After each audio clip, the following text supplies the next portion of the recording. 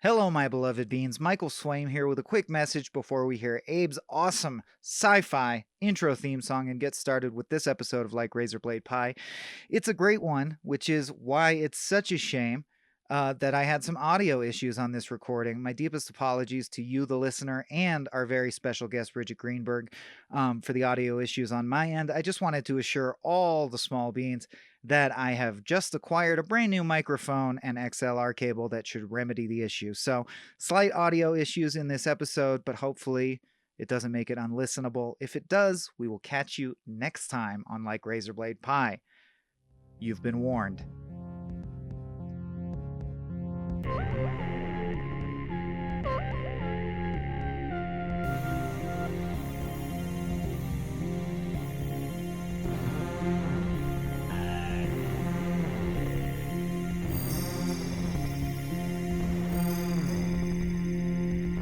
Hi there, and welcome back to Like Razorblade Pie, a bite-sized book club podcast about the speculative fiction of Harlan Ellison. It doesn't begin with a bit, so I'm off the hook. It starts with that nice boilerplate. I think that's real good. I like that crutch. Welcome everyone. I'm Michael Swaim, your intrepid host, here as ever, but joining me as usual is an entirely new guest. A whole separate person with their own thoughts and dreams and fears and story arc that will surely be resolved in a way that brings us all catharsis by the end of this episode. Guest, please sound off. I'm Guest. I'm Bridgett Greenberg. You put a lot on my plate. That's a lot of things to take care of. But it's okay. Right now, you're just starting out. It's our opening image, so you can be flawed. It's you're gonna okay, grow. Great. Yeah. By the end, I'll become a complete hero. You're already my complete hero, Bridgett. Thank you so oh much my God. just for being here. And I'll start out by asking, for folks who didn't read along, you mentioned it's pretty straightforward. Can you nutshell? Plot-wise or thematically? Oh, just plot-wise. Oh, just plot-wise? All right. So we'll talk about themes. But yeah, so this guy enters this silver corridor along with an enemy of his, a nemesis of his. The corridor projects their greatest fears, and they fight to the death over their point of view. Yeah, that's basically it. Yeah. I'm scrolling through for the other guy's name. It's Marmorth and Crane. Marmorth hate Crane. And Crane, yeah. Yeah. We're team Marmorth in this house. Yes. Or at least yeah. That's the point of view from which the story is written. The story is told. I don't know if you walk away being team anyone. The ending, you see it coming, and it kind of telegraphs the point of the story, but it's still, the journey is still weird and fun and interesting. Yeah, and for the record, that ending is they come to see the merits in each other's point of view. Yeah. Well, okay, I guess we have to say, yeah, you didn't set up, the rule is, the more you believe in your point of view. Yeah, the more you dig in, the more that's you how you control win. The reality of the silver corridor, which is constantly shifting. Yes. And that as is I describe it, I'm like, it really is pretty cool. I think it's really cool. I guess that's why I have this podcast. Yeah, no, it is. It's a cool, but it goes the only way it could, which is that they come to see each other's point of view and they both die. Yeah. No, it's a neat concept that I think is sadly a universal truth about people arguing or... Oh, no. Well, there's the theme. Okay, so... Yeah. That's the deep theme I want to get to in the third act. Sure. Let me try and orchestrate this a little bit. Okay. Because that's definitely true, and there's lots to be said about that. Yeah. But let's start with the more terrestrial. Why do you think I paired this story with you? You reached out to me on email and you said, I want you to do this. And I was like, ooh, okay. And there's not a lot, before I read this, there is not a lot online about this. Oh, sure. Story in particular, like the books, there are little things here and there. And It usually only just says this story is part of blank Yeah, collection, exactly. and you're like, okay. So I was like, all right, I'm gonna have to read this, and then I was like, oh no, am I a huge narcissist? Is that what happens? But no, I think there is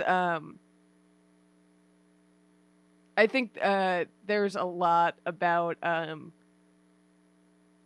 being competitive in here, and I think Sure. you know me as a competitive. I'm a competitive person. I get wrapped up in competitions very easily.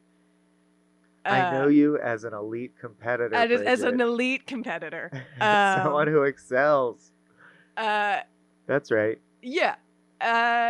It's funny that everyone I've no, I'm gonna keep doing it. I won't stop. But everyone I've paired the story with has taken it as an insult at first, which I think is very interesting. But of course, it's a compliment. It's because you're an elite competitor. It's because I'm an And elite competitor. I think it's reading this story. I get why you paired me, but I think and I don't know if you're maybe like, am I a marmor? yeah, I was like, am I a giant narcissist? Is this how I come off? Yeah, that's right. You will not relent until anyone who opposes until your view everyone is agrees dead. with me. Yeah, Yeah, it's yeah. funny. I really wonder if I read this story when I was younger, if I'd be. I feel like my competitive edge has calmed down a little bit, especially because I'm not a Interesting. competitive athlete anymore. It's still in there, but I wonder if I read this when I was in like high school, I'd be like, "Get me in that corridor! Well, I'll that's what win. I I'll think beat is anyone." interesting is it turns it into you well traditionally, right? I think you have a very you're clear-eyed, you have a good head on your shoulders about like you're hyper competitive, but within the context of Yeah. spaces where it makes sense and that actually Yes. heightens the experience. This is turning personal grudges into a To sport, and it happens to be a death sport, but it is a sport. It's like yeah. there's rules, and you go in either end of the corridor and you fight, and one leaves. Yeah, Usually. which is because it is not at all. I get at this point, maybe when I was like younger and more bullheaded, I would have Uh-huh. felt this way about like arguing as competition too. I don't feel that way anymore. It's interesting. So I my guess go ahead. Go ahead, please. you get into this later, so I don't want to jump you. But Oh, yeah, sure. that's arguing and like the arenas where it is supposed to be competitive are very different to me now. There's a like clear divide that I don't think when I Much was like younger I was able to let go of. gotcha. Yeah. Oh, But so well that feeds into a question, so I'll just stay on track. But much like Harlan Ellison, I reveal my questions to the guest ahead of time, so you sure. kind of know where it's headed. Yeah. But so this is coming as someone who's not an elite competitor in the sporting sense. Elite is at very all. kind of you. Well, regardless, I didn't even regularly participate in the idea Sure. of like I shy away from competition-based activities. Right. Were you ever a sore winner or sore loser? Like you mentioned in your younger years, does it ever bleed into a personal thing, or were you always able to keep it separated as like sports is sports? Because I know I was just talking to someone who interviewed a series of MMA fighters, and they were talking about how they all are like, for the most part, don't take it personally that they're horribly injuring each other in the ring because it's socially sanctioned space where you're supposed to be doing that. Yeah, I think I was definitely never a sore winner. Uh-huh. I took it. I had a harder time losing. I think I still run into this. I have a very I expect myself. This sounds maybe I am a narcissist. I expect myself to win when I enter, even if I shouldn't have that expectation. So when I win, I'm able to just walk away and be like, that's what was supposed to happen. That's how I planned this. Yeah, And then when me I too. lose, it's normally I'm not a sore winner or loser in the fact that I like will argue with another person. I take it hard on myself. Yeah, Losing right, is of never course. about the other person besting me. It's about everything I did wrong. Yeah, and In my sort of head. an expectation that's been built up by Yeah. And I uh think this is maybe what anxiety more yeah. than competitiveness. But yeah, when I take it hard on myself, and I won't necessarily be like, "Well, you cheated or you did all this." No, It's no, not it's the I system's rigged. Although what's funny is the system is the system rigged, is rigged. but Yeah. also the we're definitely all taught this dream of, and it's hard just by nature of the fact that you're locked in your body to not feel like we watch so many movies and they have such a similar structure, and the structure is so Right. 90% of them are about how you struggle, but then you do achieve the thing. And it's hard not to slip into the thing where you go like, I'm in a movie. My life is a movie. Sure. I'm the Yeah. main character. This is how I it's will, supposed to go. Yeah, and oh, especially if this you're is a challenge. This is a hurdle, but in the end, this thing will happen. And then if it actually doesn't, you're like, I'm fucking broken. right. Or like I still have to Something continue. is That wrong with means me. there's Yeah. another training montage I have to do. Right. This is a long act 3. Right. Yeah. Life is a series of training For me to montages. ultimately Yeah. triumph. Yeah. Yeah. Like, I thought this was only gonna happen once. Now I got to do it again. Yeah, it's always been about like frustrated that I couldn't do that thing that I had expected myself to do or had like run over in my head more than. Oh, I didn't know that about you, and I'm sorry to hear that you deal with that because I deal with that, and it sucks. Yeah, it's annoying. Yeah. But yeah, so it's always been frustrating. I've always losing is frustrating. Winning, I just take in stride because in my head that's what was supposed to happen. Sure. So you think you'd fare well in the Silver Corridor then? Do you? Or that's a question. Do you believe fiercely in the things you believe in? I Or think. How much doubt do you live with your strongly held conviction? No, I think I would do terribly in the Silver Corridor. I'm someone with a Oh. lot of irrational fears, so that doesn't bode well for me. And Oh, stuff they could mine to use against you. And I think, I mean, this goes, seeing your other questions, I like feel like I'm jumping around on you, but That's fine. when it's a game or some like a sport or a game, something like that, I can lock into my own headspace. It becomes about me. I think I'm a pretty when it comes to arguing, I think I'm a pretty empathetic person. Then you're fucked. Yeah. Yeah, so I think in that way, and I think I grew up around a lot of people who I disagree with fundamentally, but like I do not have a lot of the same viewpoints of my parents, but I can so I grew up listening to a lot of arguments that I disagree with, and I think I'm used to hearing that. And so when you hear that stuff, are you a pushback person or like a debate the issue with logic person or a don't engage person? It's the scope of that has changed and become more over the years, and as things have gotten issues and stuff have gotten more polarizing. I'm definitely a pushback and debate with logic, but there's always a point I find in every argument where there is a middle that you meet in, or like an inevitable just like, well, you think this is this way and I think that's that way, so that's how we have to live our lives now. And the argument is over and we have to go our separate ways. Which I guess is how it is in the sport, right? That's the clear delineation is you can't say, look at the scoreboard, bitch, because it's I think that's murdering a living soul, and you're like, well, I don't think it has a soul at that point, Right. if ever.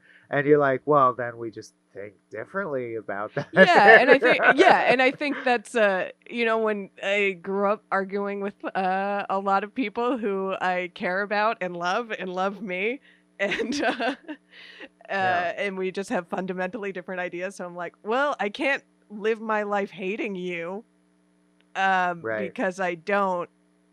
We have these different ideas. I can tell you about mine, you can tell me about yours, and maybe we shift each other a little bit, but like ultimately we're not going to change our beliefs on how the world works as much as I scream and yell and cry, and it's all come to that, and I've come to a point where I'm just like, well, this isn't a sport, this isn't a game, this is how you think, this is how I think. We can change it a little bit, but it's I was gonna say, and yet things do change, and all the fundamental components are just people yelling at each other, right, or convincing each other, or murdering each other on behalf of their point of view. And things do change over time. It's weird to realize that on aggregate, yeah, we do decide social issues and they go in a direction, but on an individual level, it seems like almost no one ever changes their mind about the thing. and I think it just gets frustrating. There's I will argue and I will push back and I will defend my point, but there's always a point where I think I pick up on pretty quickly of like, oh, you're not listening to me anymore. Now you're just shouting your point and I'm just shouting mine, and no one feels good anymore. So let's stop. Do you think your time in competitive sports ever informs how you argue, or is there no link there? I probably used to think there was a link. I think because I realize I almost could have had Abe on this, but that would have been boring.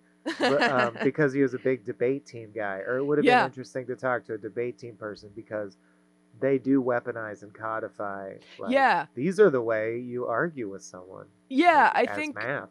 I think I've become a more sensitive person. Because and I think also, I've interacted with the world more now than I did in high school or when I was having, debate class, or I don't think I ever did a debate team, but I was certainly like into arguing with people a lot, and I did see it as a sport or something that I can win and something that I had to dig my heels in and not listen to the other person and just go with what I felt and felt that as a sport. And I think now that I still do competitive sports, but on a less intense level. On a fun and a real level where it's not cool if I freak out. What are you playing lately, by the way? I joined the one sport I'd never played growing up. I'm in a softball league. Oh, cool. And then the other sport that I have been really into for years is rock climbing, which is a complete solo thing, which has also very much changed my relationship. But it is very about trying to top yourself and excel, right? Exactly. So it's the first time I've been like very involved in not a team sport. So I think that's also like changed how I think about competing and besting people or myself. Now when I argue, it doesn't feel like it feels like less of a competition. I think if it's a good argument, like if it's a good faith argument, it doesn't feel that way. It feels like someone is trying to tell me something and trying to get through, and I take in that information and maybe it shifts me a little bit or it changes my argument. But it doesn't, like it's not black and white. And communication that just results in, oh, now I know more about their point of view. Exactly. Yeah. So it's less of a, this is my point of view, it's never changing. It's not a fluid thing, or it doesn't live in any gray area. It's less black and white. So if you're arguing with me, I think when it gets like, I check out when it just becomes two people shouting their views at each other and not changing. Do you ever check out of, I'm sorry, but this is what the story's about, so I'm going to keep trying to make this belabored sports debate connection. Do you ever check out of a sport, like in a team sport, if you're way down in the third trimester or whatever. I whatever don't they know call sports. it. Do you No. do you check out, or are you a fight till the end? I'm player? absolutely a fight to the end. I get very Ooh, frustrated okay. when other people start checking out. 'Cause, Right. I'm definitely, I don't have that in me when it comes to sports. I won't check out. Even when I absolutely should, because I am going to hurt myself. I mean, I've broken fingers in like Right. the last Not second of your a fourth fingers, quarter. but Yeah. had to drive a point home. Yeah. So overall, as someone who's had sport, I mean, I can guess the answer because you've stuck with it and are still doing it. But as someone who doesn't really have sport in their life, I do have like exercise, but it's just solo, Right. non-competitive activities like hiking and shit. Sure. So, what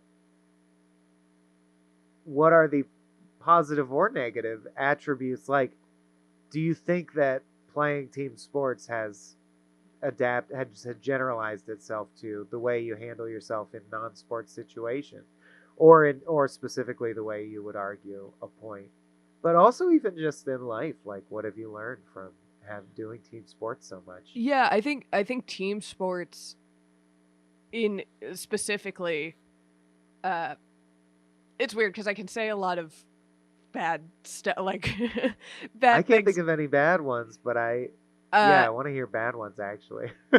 Yeah, I mean, I think it does, because you are fighting and you are part of a larger group. So if you feel out of sync with that larger group, it can completely just like shatter you. You feel like you're letting everybody down. And that's a harder thing to handle than just like I didn't do well for myself. I failed the test or whatever. Yeah, or I felt like that's on you. I think the hardest part of team sports is letting teammates down, or being the person who dropped the ball, or messed up on behalf of everybody. You care about the like larger thing that you are a part of. You're ultimately a cog, and if the cog fails to do its job, that's Cog feel bad. The cog feels bad.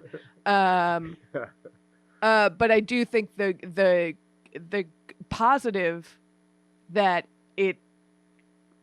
breeds by the same token is, especially as a kid, you have to learn to be part of this group. You have to learn how to delegate and how you work within a system, a team, to accomplish a larger goal. Right, of course. There's like a lot of leadership and communication skills that you learn as part of a team by necessity, and working with people. And I think, especially with argument, you're not working with anyone necessarily. Right. So you can fail to see. I think maybe the difference with team sports is like, if you're just arguing with someone, you can fail to see the larger picture pretty easily, because you can just get into your own head and it becomes about you rather than you and what you're saying, rather than, the world around you and the larger context of things.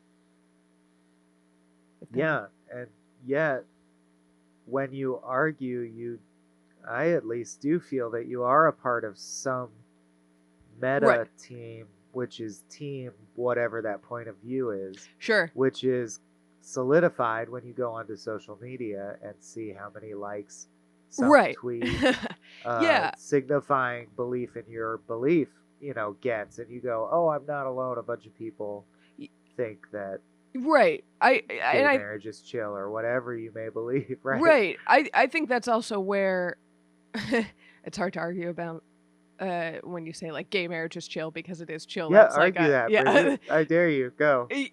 No, thank you. Please. When that, in my point of view, feels like such a black and white thing. That's a harder one to say. But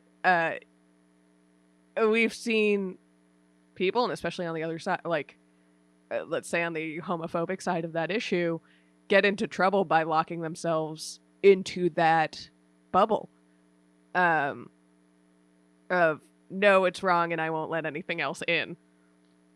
Right. I don't think there's no backlash on the other side of that one, but I think in a lot of arguments, people tend to just like get too into their own point and start closing themselves off. And that's when, that's when that's especially if it's wrapped up in their faith, because faith defies right. argument, And there's nothing to argue then there, you're not going to change, or it's harder to change someone's faith. Right. But in maybe the you Silver Corridor specifically, it must be said, they're arguing about some theorem of how the social, like their how city government, should be governmentally designed. So it's an intellectual argument, not a faith argument. Yeah. And I do think there is I think there is a point where if in that scenario they both listen to each other, there was a middle ground that is probably a better solution. Right. They don't get into the details of what they are arguing, but I kind of feel like you're all left to believe that, and I certainly do. And I have noticed in my like own arguments, like political arguments, or just political arguments have started to feel like point of view, like larger belief value system arguments. I was going to say, or indeed, is there a difference, right? Is right. It used to, yeah. Yeah, certainly at this point, it's very little, but I have noticed when I've argued with people, and especially arguing with people I care about, and it's happened, and I gotta say it's happened on both sides. It's becoming frustrating now because what I've noticed is people are operating off completely separate sets of facts. Like my facts are different than the other side's facts. Aha! And now we get to the mind-blowing prescience of this story, because it is literally about, like, the Silver Corridor could be social media, right? Sure. It's about a meta space that's a tube you enter where reality doesn't matter. What matters is how much you believe in your perception of reality, how many people agree with you, and the main tool you use is fear. Yeah. It is the current political landscape. Yeah. And it's crazy that it ends in death. And like, the Silver Corridor could be the barrel of a mass shooter's gun, proverbially. You know what I mean? Yeah, no, it's scary. And then ideology ends in death. Yeah. Yeah. And what I've noticed is, there have been times where, I've been arguing with people and they have no response to a point that I have made that is a good, solid point. And it certainly happened the other way around where I didn't have anything to say to their point. It didn't change anything. I just went, it made me think deeper, and then, I had my own version of that argument where it's like, oh, well, if I said then it became like an argument I had in my head that I continued later when I thought about, like, nothing had changed about my point of view. Or you thought and if nothing I'd said this, I could predict what they would say. And then it becomes, an argument that is not real. And that in my head is predictable, but they shocked me with what they said. And I certainly did, have had those conversations where I've left with the like mic drop point, and then we come back to a different version of that argument later, and I've noticed nothing about what I said the last time changed their viewpoint. Them. Yeah. So have you had the reverse? Because we hear a lot about that, but have you had the rare experience where I find it happens with parents sometimes? Yeah. I mean, that's mostly who I have these kind of arguments with. Is a parent, and I have moved my parents on some issues, and I think other I like to think I have. I'm not positive that I have, but there are little. So it's subtle if it's subtle. there. It's subtle, and then things have had like I mean, there are things, and then I think the world has also like showed itself to agree with my point in certain scenarios, and then I notice I'm saying something that I was like, oh, you did change.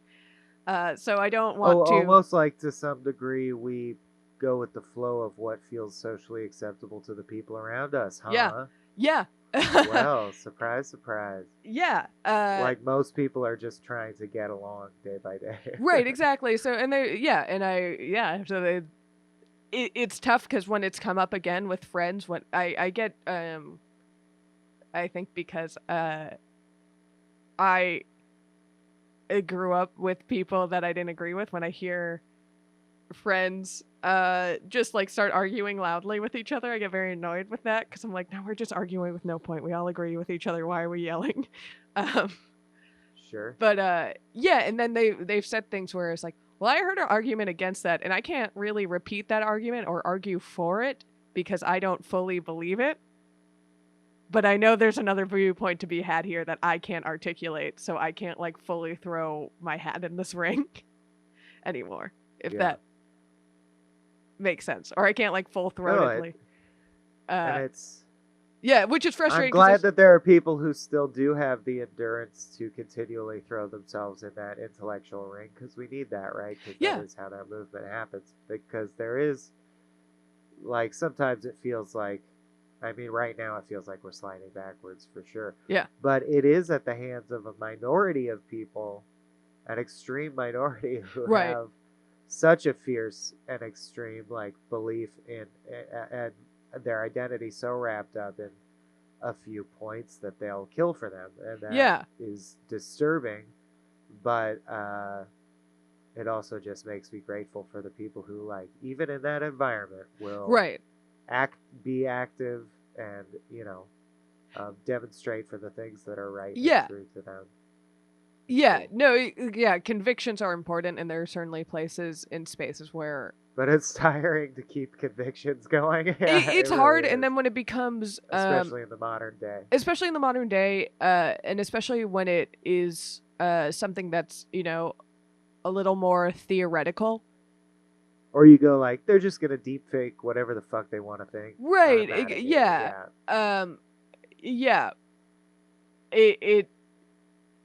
It becomes exhausting, or it feels moot, or especially when you're arguing with people that you love and respect. It becomes there's an emotional tax. Right, where it's just like, how much longer can I keep arguing with my father before like it destroys our relationship, and I don't want that and he doesn't want that. Right. So I think we need to live with each other.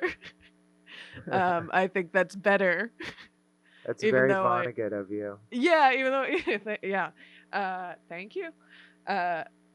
Even though I fundamentally disagree with this person, I'd rather have a relationship with the person who carefully and thoughtfully raised me Sure. Yeah. Okay, so that brings me to this question.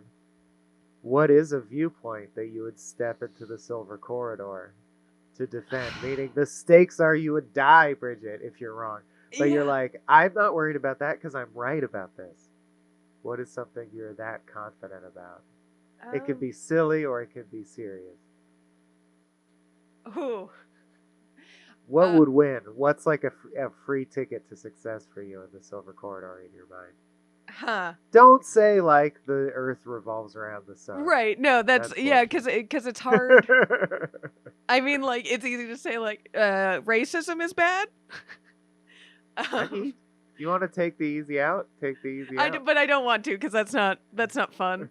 It's not good podcasting. That's not good podcasting. So like, I don't think I have a very like any thought or idea.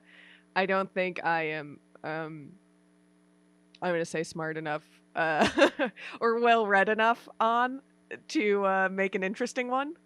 Great. So you won't go to bat for any convictions. Good to know. Yeah, I have no convictions. I am a spineless person. Well, how about this then? You mentioned some fears there. What do you think? So in this story, we have a giant spider.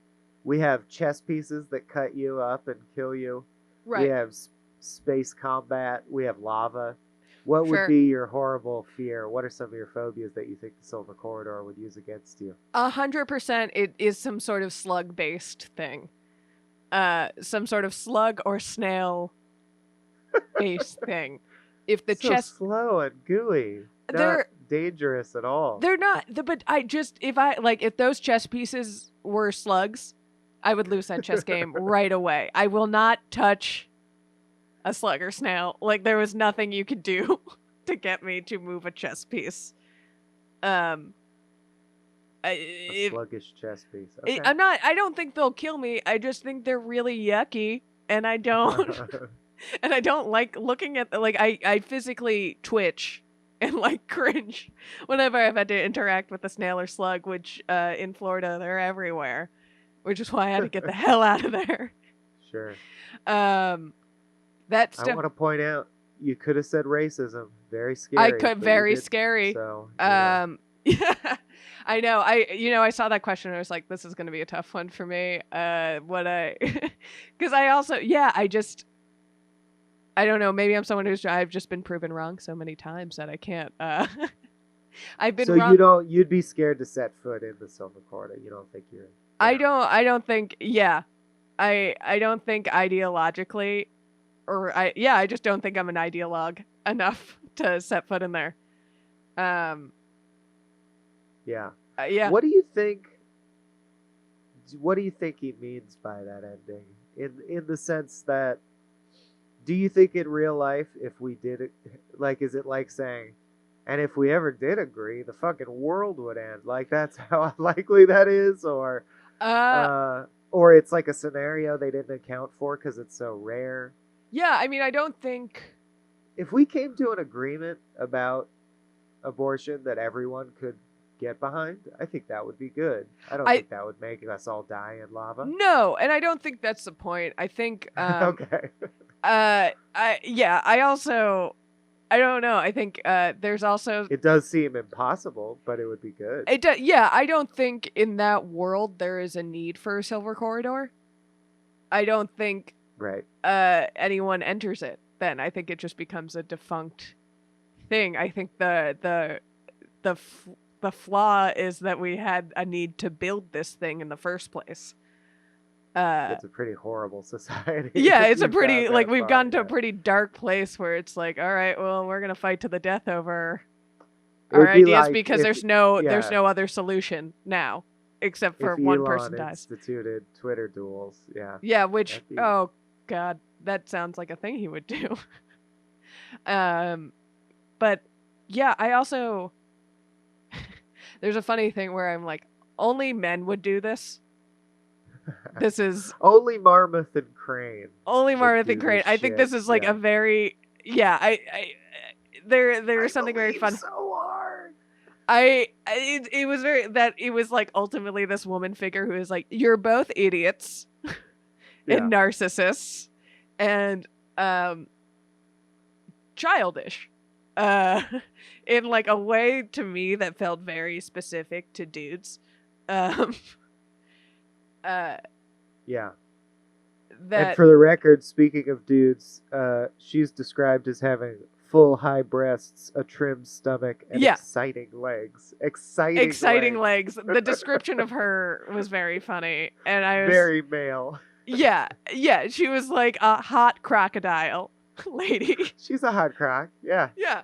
A hot croc telling you you're both full of shit, and then you die. Yeah. Yeah, no, I think ultimately she's like, here is what's going on. You're both too narcissistic to ever listen to anyone else or like dare to think someone else might have a good point. So that's why you're here and now you both die. Like, I do think every person, every group of two people, whatever, who enter the Silver Corridor both die. Because I think if you're so dug into your point that you won't let another person win, I don't think there's an escape for you. I think you're gonna die in there. Extremism will destroy us all. Yeah, it's true. It's still true. It's still true. So that was like kind of my. I think this hot crocodile lady always comes out at the end of every argument and being like, "You're all idiots. Go die." That's the Silver Corridor experience. That is the experience. Yeah, I don't think people come out of there. Which is a terrible business plan because how do you get word of mouth for the Silver Corridor? No Yelp reviews are left. It's immediately disprovable, right? Right. Go, just like, don't go in there. No one comes out. So maybe this is a beta test of it. I don't know. That's the joy of speculative short fiction. Right. He doesn't have to build a society that would actually make sense around this. Yeah. It can just exist. Yeah.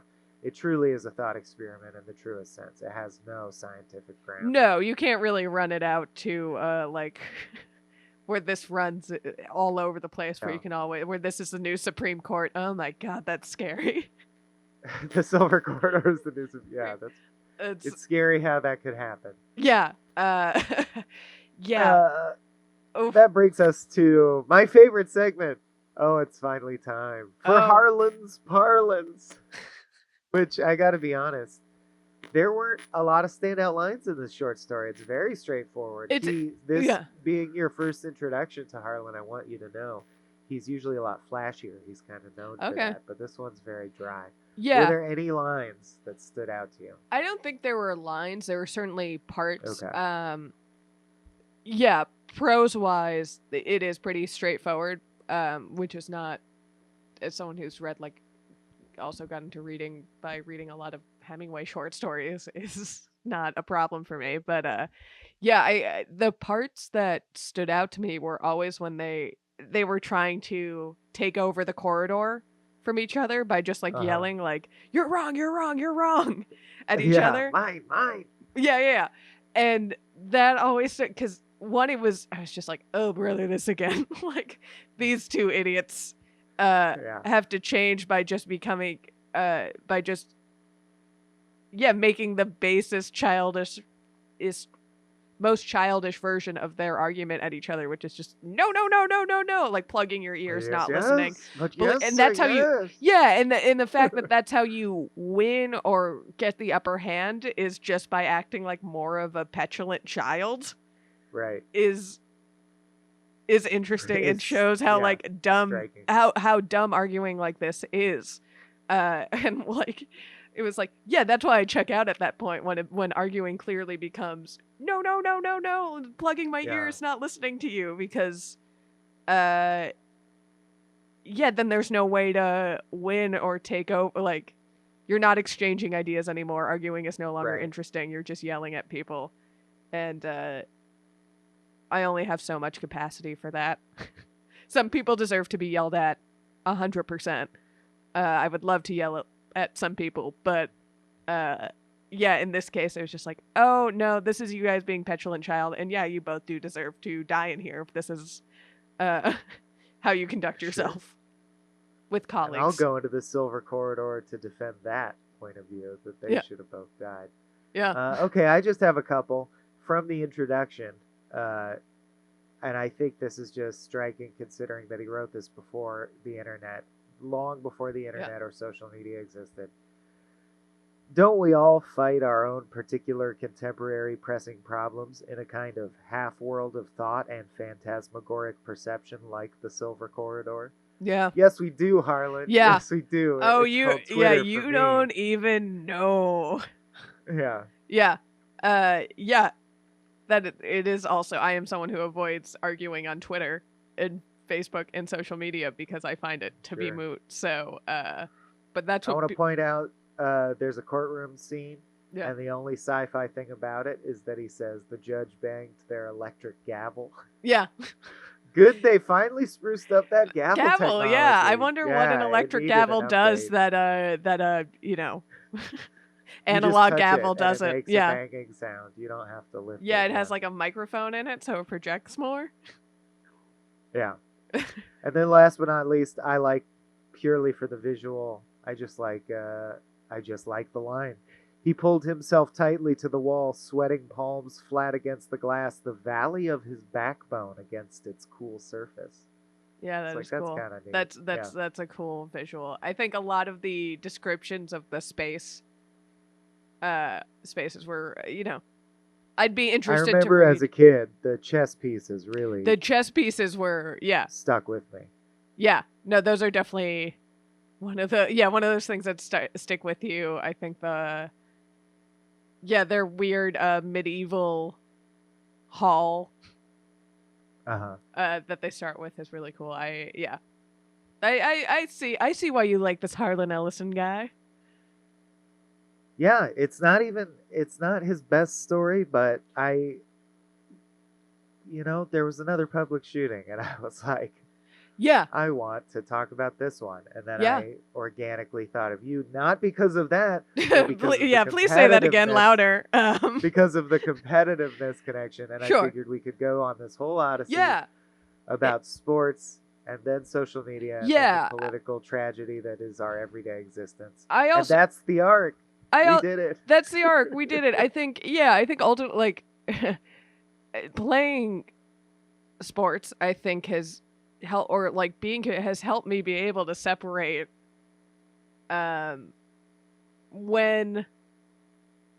it is in a game and when there is real life consequences that are outside of a game. Like, you learn to deal with losses in sports too, even if you don't like it. You learn that losing is part of playing any sport. You're never going to have a perfect Just record. the sheer odds. Right? Yeah, losses are going to come with it. So I do think there is something to be said about like learning to lose and move on, and the fact that like, yeah, you got bested that time because they were better and you played bad. Yeah. That I think kind of helps you deal with it when it becomes a little more personal. Yeah. Maybe I'm too much of a pushover too. I don't know. Well, and yet, of course, it is different when you're like, Yeah, when it whoever becomes wins or loses the baseball game doesn't die. hurt Yeah. people, or Yeah. when you're like, but you being wrong about this leads to systemic oppression of Sure. thousands and millions of people, though. Yeah. Ooh. Yeah. So yeah, keep because arguing, those of you who are currently in the Silver Corridor. yeah, you got to keep fighting ultimately, and hopefully, you know, I think you there's do. a and like understanding someone else's point of view can help you win an argument too. And understanding when people are at their capacity and they can't keep fighting. Yes. Of course. Yeah, there is levels to all of it, and I think understanding those levels keeps you out of the corridor. That's right. Well, this was one old curmudgeon's take on that whole mess, which seems to have existed at least since the 60s, but probably since humans have started debating things. Yeah. And that brings us to our final segment. Bridgett, did you do the stupid homework assignment I gave you? I got two that are, not my best. You got two. Okay, so I don't know why we're doing this. I got two and a half. Decided it, and I've been doing it. Oh, you got 2.5. I got two and a half. One which is just truly the whose line is it anyway opening. Great. Just so then we'll alternate because I've got 3. Okay. These are our stupid one-liners about the Silver Corridor, so that if nothing else, the universe can end. Like the sun can explode, and at least there will have been jokes made about specifically the Harlan Ellison short story, The Silver Corridor. I'll kick us off. The corridor used to be gold, but it lost an argument with another corridor and got demoted. The Silver Corridor, like Thanksgiving dinner with your family, if it had steaks. And not I messed up. Steaks that you eat. Steaks. Like death steaks. Yeah. Yes. Ah, yes. Because nothing makes a woman thing's corridor gush with fluid like 2 middle-aged dudes in breech clouts arguing governance issues. Oh, it's more of a dunk than a laugh out loud line. So I think both mine are, just a story about 2 guys being dudes to the death. To the death. 2 guys being dudes to the death. That's great. Silver. Oh, this one's so bad, Bridgett. Silver Corridor. I hardly know a corridor. I've heard of a bronze hallway, but this is ridiculous. All right, that's all I got. Yeah. And then, I mean, you can just, again, do the whose line is it anyway, where welcome to the Silver Corridor, where the points don't matter and everything is made up. Oh, that's great too. Yeah. You win this round. Lava Yes! engulfs me. Yeah. Oh no. Oh no. Down. All right. The croc lady comes out. The hot croc the woman who he calls the woman thing. I do like that he did that on another. There was something else he just called the something thing. Yeah, sci-fi authors of the 50s and 60s will do that. We're definitely going to pick up some tropes that if you were born in the 90s or 2000s, you're going to be like, these are weird Yeah. moot tropes that I've never encountered. It's so random that you're like, so in the 70s, everyone used to wiggle their elbow when they filled their tank up with gas. You're like, why? Why? And it has no bearing on anything. So we'll find out stuff like that. Like sci-fi authors all feared nuclear devastation. Sure. Yeah. But there's a real more fear then. esoterically, they would all title things the blank hyphen thing, the woman thing slithered Right. out of the Yeah. man thing, the bat thing. Yeah, etc. we didn't have to. They didn't have to think too hard about their their descriptors. They didn't have. They used their think thing. Yeah, their think thing. Crap something out. All right. Well, that brings us to another successful completion of this bite-sized book club. Not that bite-sized. What are we looking at? 55 minutes? Yeah. The idea of this podcast was that it would be slightly shorter than your usual Small Beans module. Sure. So far, not true. Never That's is. Never is. I guess it still is because all the other ones are supposed to be an hour and they end up being an hour 15. Yeah. So- It's on me a little bit. So, Bridgett, I know you're working on a lot of exciting projects, but not all of them are things that you necessarily want to share here. What do you want? If someone just loves your voice and your stuff and your point of view, what should they do? What do they do next, Bridgett? That's an excellent question. One, I'm sorry. I'm like, do you want to promote the movie you just worked on? I don't know. Yeah, you can follow me on Twitter at Bridgett Tweets, where you can see a movie I just produced. When on YouTube, it's called Training Wheels. It's very good. You should watch that. Leto, YouTube channel called Leto just released that. And then as more stuff that I've made comes out, I'll be talking about it on there and where you can see it. Because I don't know what I can talk about yet, but I am doing a lot of stuff. Great. So follow it on You there. go do that stuff. Yeah. Yeah. Everybody do follow Bridgett and listen to the Small Beans podcast. Well, Cast and Curious, but also Shooting Threes. Yeah. And Rough Stuff. Yeah. Damn. You have quite a track record. at Booked this and point. busy. This is great. Yeah. Booked and busy. Yeah. All right. Well, I'll let you get back to it. Thanks, everyone, for listening. I don't know what we're reading next time because I haven't decided yet. So follow me on Twitter at Swaim_Corp if you want to read along, because I will be announcing it several weeks before the episode comes out. Until then, science! This has been a Small Beans endeavor. We're a bunch of pals who make podcasts, sketches, music, web series, and movies. The Beans always have new ideas percolating, so make sure to check us out at patreon.com/smallbeans.